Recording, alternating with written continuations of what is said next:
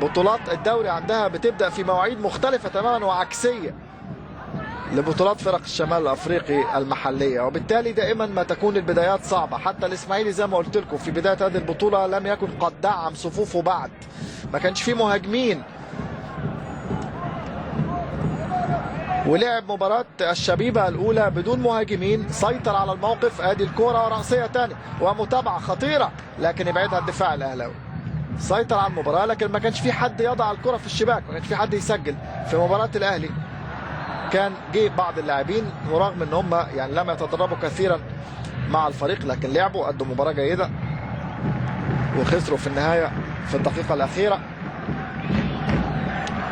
لكن زي ما قلت الخروج الإسماعيلاوي كان مبكر، ليس في هذه المباراة، ليس في المباراة الأخيرة أمام الشبيبة حتى، لا قبل كده هم فرطوا في نقط كتير جدا. أحمد سمير فرج يلعبها داخل منطقة الجزاء، جول للمعتصم. المعتصم سالم يسجل هدف اسماعيلاوي ثالث. شوف الفرحة، شوف الفرحة، شوف الفرحة الهستيرية من معتصم.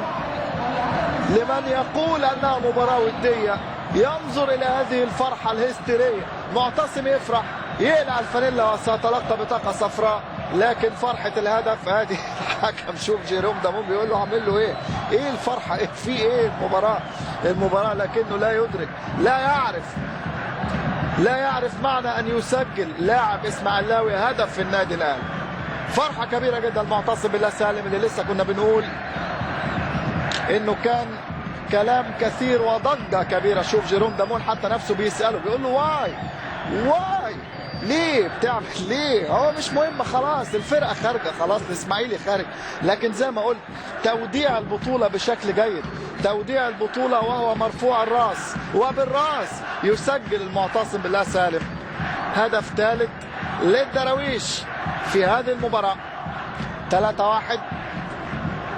لا كده النتيجة قلت لكم في الشوط الاول، قلت لكم لسه في اهداف لن تتوقف النتيجه عن 2-1. الشوط الثاني زي ما قلت كان اقل، لكن من كره ثابته ومن ضربه ركنيه نجح الاسماعيلي في تسجيل هدف ثالث يجعل نتيجه المباراه تقترب من كونها كبير. 3 كتير. هيعمل ايه حسام البدري؟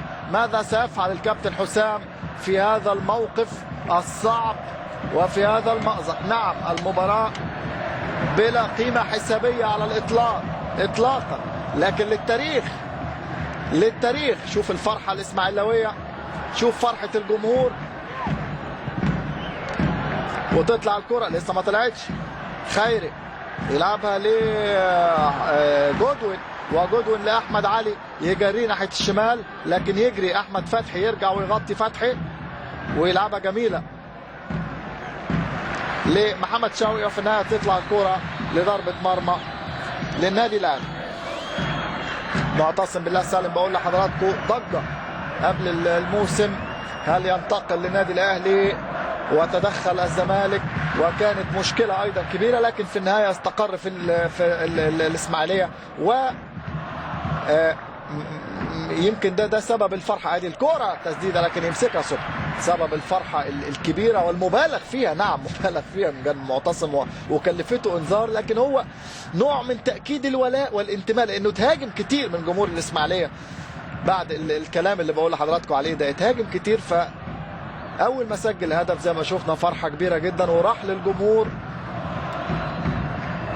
كلام بين احمد صديق وعلاء ميهوب، اجواء داخل الملعب روعه بين اللاعبين لاعبي الفريقين. اتمنى ان هي تمتد المدرجات كمان، حتى الان الامور رائعه تماما، لكن النتيجه قد تتغير. واحمد عادل مش ممكن، وتسديده تاني من عبد السلام بن جلون ينقذها احمد عادل ببراعه وبمهاره كبيره جدا. احمد عادل رغم بعض الهفوات لكن يبقى له دوره في الحفاظ قدر المستطاع على الشباك. ادي كرة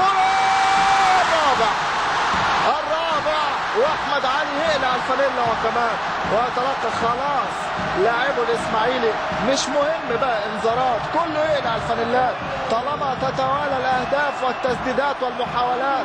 4-1 4-1 الاسماعيلي رباعية صفراء في الشباك الحمراء.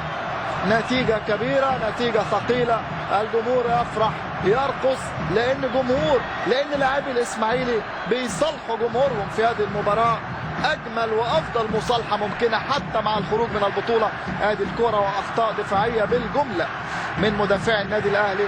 أيمن أشرف يفشل في التغطية العكسية. شوف الكرة هو المكلف انه يضم لجوه. شوف شريف عبد الفضيل واقف فين عند القائم الاول، احمد السيد عند القائم الثاني، وايمن اشرف يضم لجوه فعلا يعمل التغطيه لكن سابه ترك احمد علي يلعب الكوره. والكره تتهادى في شباك احمد عادل عبد المنعم. 4-1 نتيجه تعيد للاذهان اسماعيلي ودراويش بدايه هذه الالفيه، بداية الألفية مع الفريق الذهبي مع أوتاكا والشاطر والنحاس وبركات وغيرهم. نتيجة بالفعل تعيد للأذهان هذه الكوكبة الذهبية من اللاعبين. انفرط عقد هذا الفريق، لكن في هذه المباراة الإسماعيلي يتألق يسجل رباعية. وتذكرنا أيضا بمباراة البطولة العربية في نفس هذا الملعب وبين نفس الفريقين وفاز الإسماعيلي أيضا برباعية. الآن رباعية أفريقية. فتحي يبعدها صبحي، ترجع الكرة تاني نادي الإسماعيلي. هيعمل إيه حسام البدري؟ يعني الجمهور النادي الاهلي يدرك ان المباراه بلا قيمه حسابيه، نعم، لكنه يرفض الهزيمه تحت اي مبررات او تحت اي حسابات او تحت اي ظروف. فما بالك لو الهزيمه ثقيله مثل هذه الهزيمه؟ نعم، هزيمه ثقيله، هزيمه ثقيله حتى مع غياب النجوم وغياب الاسماء الكبيره وشريف إكرامي وتريكا والجمعة وسيد معوض وأحمد حسن وحسام غالي وكل الكتيبة الغائبة دي، لكن الموجودين في الملعب ما يخسروش 4. لا، ما يخسروش 4، لا كتير. تتلعب الكورة لأحمد صديق، أيمن أشرف، كرة مشتركة تطلع لرامي التمس، راية من المساعد.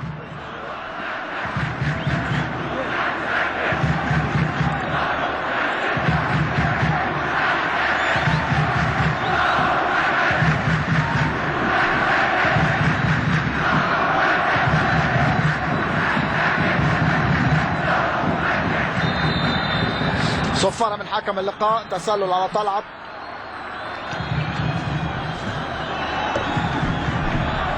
ده المساعد اندرو ريزرز. يعني شوف النادي الاهلي بدأ الشوط الثاني بشكل جيد بشكل طيب، لكن ضاعت فرص طلعت. هيخرج فتحي ويلعب محمد سمير. شوف جمهور الاسماعيلي وتوديعه لاحمد فتحي وهو خارج من الملعب. فتحي يعني بقاله فتره مستنين منه افضل من ذلك، مستنين منه اكتر من كده. احمد فتحي احد نجوم المنتخب المصري، ابطال افريقيا، احد نجوم النادي الاهلي بكل تاكيد في كل المواعيد وفي كل الاماكن. اللاعب الجوكر كظهير ايمن، كوسط ملعب، كمساك، حتى كظهير ثالث. احمد فتحي يبدو ان العروض عرض واستهاب تحديدا اللي قال يعني خلاه يفقد تركيزه شويه، لكن خلاص يعني هو مكمل مع النادي الاهلي، المفروض يركز اكتر. وفتحي في طريقه للعوده لمستواه، لكن النهارده كان منفعل زياده، زي ما جودوين دلوقتي منفعل ايضا مع محمد شوقي. شوف شوف شوف شوف شوف لا الموضوع جد، الموضوع مش لا خالص لا لا لا. جودوين وعبد الله الشحات وحوار مع جيروم دامون. المباراة أخذت منحنى آخر الآن وبعد آخر الآن وبعد مختلف الآن بعد أهداف الدراويش الأربعة في شباك أحمد عادل عبد المنعم. اصبح لاعبو الاهلي اصبحت المساله بالنسبه لهم نوع من انواع الكرامه الكرويه، الكبرياء الكروي. فريق به شريف عبد الفضيل واحمد السيد وشوقي وبركات وغيرهم، لا يخسر برباعيه ابدا. ادي شهاب يفتح اللعب في الجهه اليمنى الى فرانسيس اللي كان المفروض يكون اول الخارجين والمغادرين لارض الملعب، لكن ابقى عليه الكابتن حسام البدري لانه كما قلت لا يريد ان يدفع، ان يغامر بمحمد فضل، ولا يريد ان يراهن على محمد غدار اللبناني، لانه لو نزل غدار في وسط هذه او في وسط هذه الظروف وفي وسط هذه النتيجه الثقيله والهزيمه الثقيله، يعني كابتن حسام البدري هيكون بيضعه في اختبار صعب جدا وكأنه بيلقي به الى النار. نتحدث عن محمد غدار.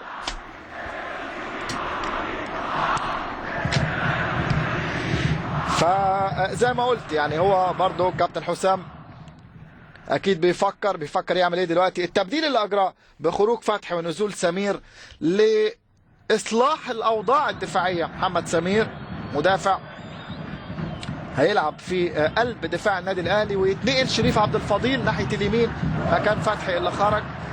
تبقى الاوضاع الهجوميه كما هي. مش عارف يعني قد يكون اسامه حسني مثلا، قد يكون اسامه قد يفيد النادي الاهلي هجوميا افضل من فرانسيس. مش عارف بيفكر ازاي او بيفكر في ايه بالظبط كابتن حسام. هنشوف على اي حال في ال10 دقائق المتبقيه دي 10 دقائق. هذه الكره من شهاب جميله جدا، انفراد بركات وفرصه عرضيه، الكره يلعبها بالعرض لمحمد شوقي لكن يطلعها الدفاع. احمد علي استلام عبد السلام واحمد علي، مرور الى جودوين هيشوط، تسديده جودوين والمتابعه فوق، لكن محمد سمير يغطي ويعود احمد عادل عبد المنعم ويمسك الكوره ويضيع هدف خامس من النادي الاسماعيلي.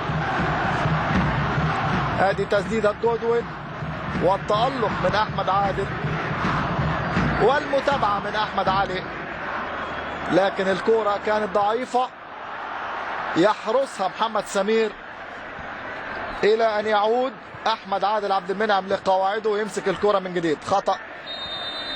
خطأ على حمص، خطأ مع شهاب.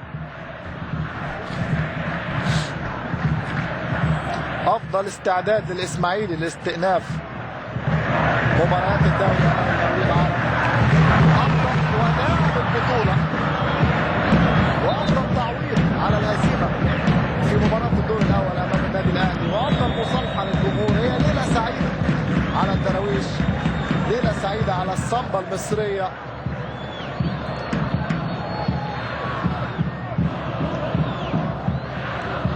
فريق يحتاج لبعض الانسجام، يحتاج لتثبيت التشكيل، يحتاج لبعض الخبرات اللي هتكون متوفرة بكل تأكيد مع عودة حسني عمر جمال لتشكيلة هذا الفريق، يعني مع حمص، مع احمد علي، مع جودوين، مع يعني وجودوين النهارده ادي الهدف اللي سجله المعتصم. جودوين مع الهلال السوداني كان بيقدم مستوى رائع. مع الاسماعيلي ما زال ينتظر منه الكثير. النادي الاهلي لا نريد ان نتحدث كثيرا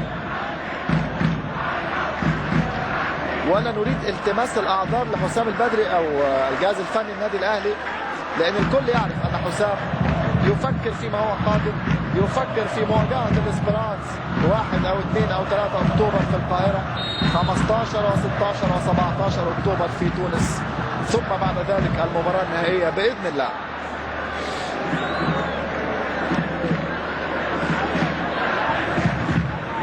محمد شوقي بتلعب لشريف عبد الفضيل اللي زي ما قلت لكم اتنقل ناحيه اليمين بعد خروج فتحي. محمد طلعت، كره خرجت، طالت الكره